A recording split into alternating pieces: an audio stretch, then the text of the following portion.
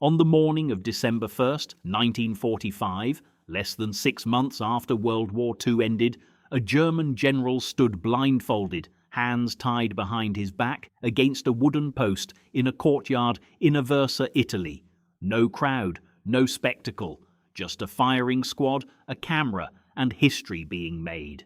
What happened in the next 60 seconds would become one of the most documented executions ever recorded, and the world had never seen anything like it before. His name was Anton Dostler, and unlike many Nazi war criminals who spent years hiding, denying, or escaping justice, Dostler's trial lasted just 4 days. 4 days, from accused to convicted to sentenced, and then barely 2 months later, executed. But here's what most people don't know about this story. The real reason Dostler's case shook the entire world wasn't just the execution itself.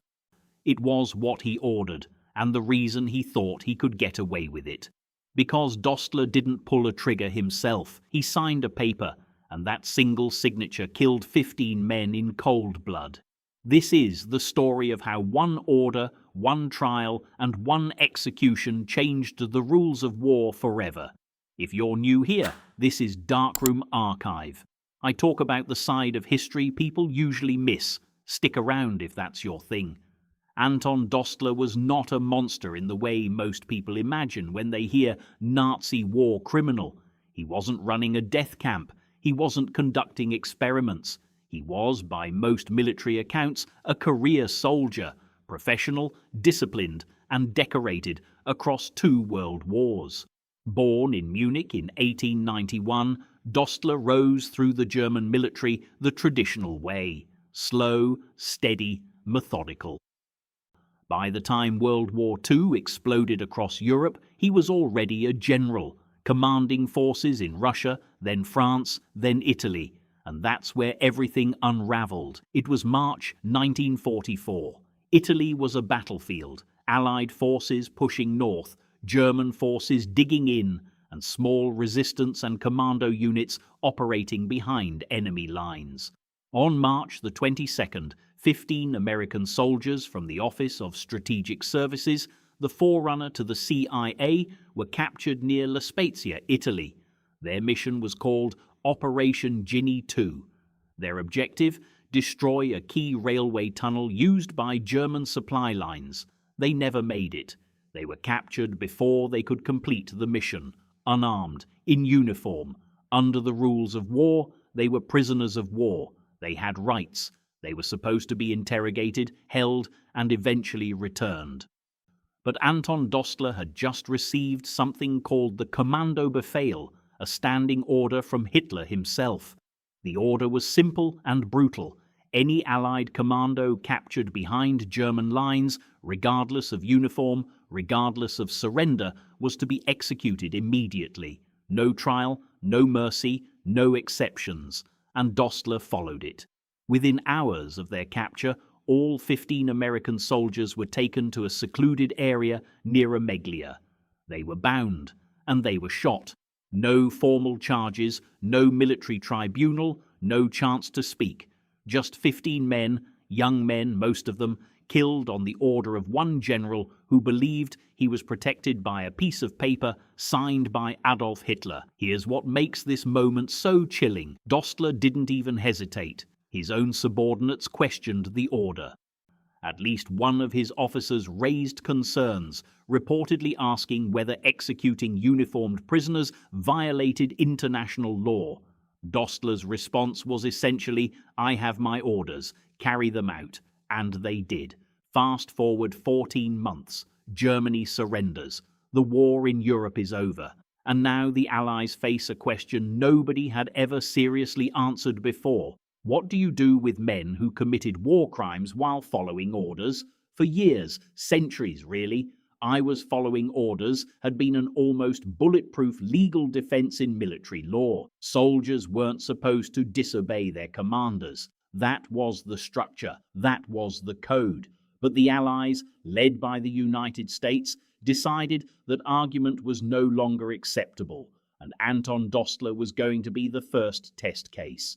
In October 1945, just months after the war ended, Dostler was put on trial before an American military tribunal in Rome. It was the first war crimes trial of a German general conducted by the United States ever. The world was watching. Dostler's defense was predictable. I had no choice. I was following Hitler's direct order. If I had refused, I would have been shot myself. And here's the uncomfortable part. He wasn't entirely lying. The Nazi military structure was brutal. Officers who defied Hitler's orders faced real consequences.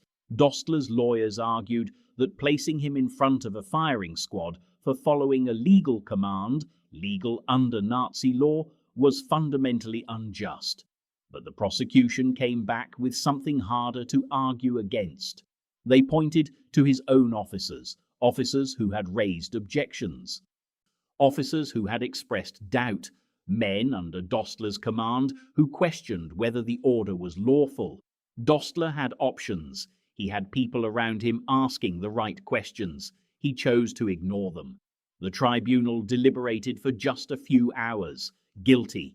Anton Dostler was sentenced to death by firing squad. The sentence was swift. The appeal was rejected, and on December 1st, 1945, exactly as the war crimes tribunals at Nuremberg were just getting started, Dostler was brought to the courtyard of the Aversa prison. What happened next was captured on film. The footage is quiet, almost unnervingly so.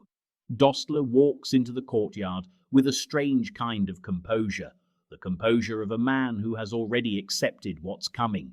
He is dressed in his military uniform, stripped of rank insignia. He is led to a wooden post. His hands are tied behind him. A blindfold is offered. He accepts it. The firing squad, American soldiers, lines up. And then, in a moment that lasts less than a minute on film, Anton Dostler is executed. No dramatic last words were recorded, no breakdown, no confession, just the sound of rifles. What makes this footage historically significant isn't the violence, it's the statement. This was the United States military deliberately, carefully, intentionally recording the execution of a war criminal on camera, for the record, for history, for every future general who might one day think that an order from above makes murder acceptable. The message was clear: rank will not protect you, orders will not protect you, the law reaches you. Here's where the story gets bigger than one man. Anton Dostler's trial and execution didn't just punish one general, it established legal precedent that echoed through every war crimes tribunal that followed, Nuremberg, Tokyo, and every international court since. The principle it cemented was this: soldiers and commanders are individually responsible for crimes committed under their orders. Following orders is not a defense. This became known as the Nuremberg defense, and largely because of cases like Dostler's, it was rejected as a valid legal argument at Nuremberg and in every major international tribunal since. Think about what that means. For the first time in modern history, a military officer was held personally accountable for issuing an unlawful order, even when that order came from the very top. Every conversation we have today about war crimes, military ethics, the Geneva Convention, and the accountability of commanders, it traces back in part to a courtyard in Aversa and a man tied to a post. There's one detail about this story that doesn't often make it into the history books, and it says a lot about the strange, tragic complexity of the men involved. Some of the American soldiers in Dostler's firing squad had served in Italy during the war. Some had lost friends to German forces, and yet, by all accounts, the execution was conducted with military precision and quiet professionalism. No theatrics, no celebration, no crowd cheering. Just soldiers doing what the law and their orders required them to do. In a strange way, that restraint was itself a statement, a contrast to what Dostler's own men had done to 15 bound unarmed prisoners on a hillside in Spezia. Justice, when it's real, doesn't need an audience. Anton Dostler was executed on December 1st, 1945. He was 54 years old. The 15 American soldiers he ordered killed, most of them in their 20s, never came home. Their names: Dominic Mauro, Vincent Russo, Alfred Mistretta, Salvatore Squatrito, Rosario Squatrito, Joseph Farrell, Joseph Libardi, Carl Tsakanikas, William Rodrigo, Livio Viacelli, James Buchanan, Walter Beeler, Kenneth Capalbo, Joseph Neuer, Angelo Sirico.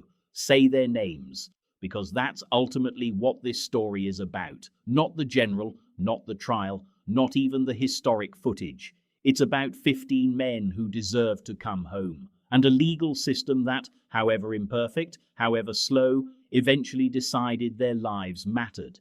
History remembers the powerful. Darkroom Archive remembers the forgotten.